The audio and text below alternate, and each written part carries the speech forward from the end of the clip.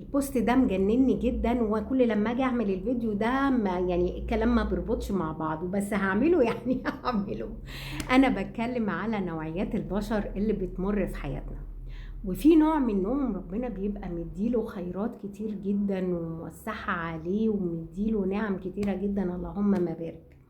ولكن الناس دي بيبقى عندها دايمًا عقدة نقص، وبتبُص على اللي عند الناس التانية، اللي في إيد غيرها زي ما بيقولوا، ودايمًا بيستكتروا عليهم النعمة دي، وقد تكون نعمة واحدة في مقابل نِعَم كتيرة جدًا ربنا مدّيها لهم.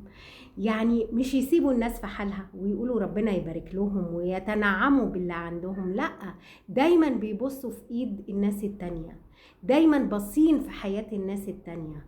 يعني لا هم بينبسطوا ولا بيسيبوا الناس التانية تنبسط، يعني مش كده. ارحموا، ارحموا. شكرًا.